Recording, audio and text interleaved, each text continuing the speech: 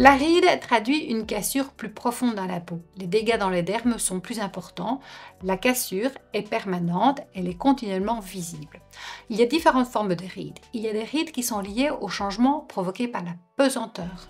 Les volumes, les tissus de soutien changent de place et laissent la forme des plis et des sillons. Il y a des rides d'expression qui sont favorisées par les mouvements qui se répètent toujours au même endroit, un peu comme une feuille de papier qu'on plie continuellement et qui finissent par marquer. Il y a également des rides entraînées par le froissement, par les plissements sur les plis de l'oreiller par exemple. Mais finalement, tout se mélange un petit peu. Le collagène est une grosse molécule qu'on va retrouver partout dans notre organisme. C'est une grosse protéine constituée d'acides aminés. Dans la peau, la fabrication du collagène va dépendre du fibroblast. Le fibroblast se trouve dans la profondeur du derme et il fabrique continuellement ce collagène.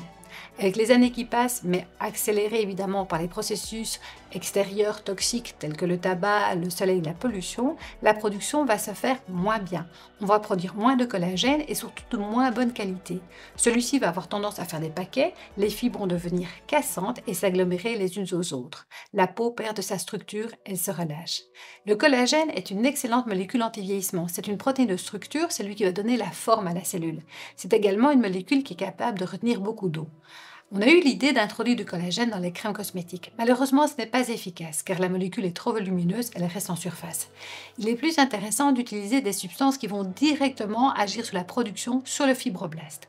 On peut utiliser des rétinoïdes, mais ceux-ci sont très irritants. Depuis peu de temps, on a vu apparaître des petites molécules qu'on appelle les peptides qui vont être capables de stimuler directement sur le fibroblast la production de collagène. L'hydratation va pouvoir en effet agir sur certains éléments du vieillissement. On sait qu'en vieillissant, nos cellules sont moins hydratées, elles perdent leur volume. Si je leur apporte de l'eau, elles vont de nouveau prendre un petit peu de volume, devenir plus pulpeuses et donc on va atténuer de cette façon-là les petites ridules. Par contre, pour les rides, une simple hydratation ne sera pas suffisante. Le dégât est plus profond dans la peau, il est nécessaire d'utiliser des agents qui vont agir directement sur la fabrication de la ride.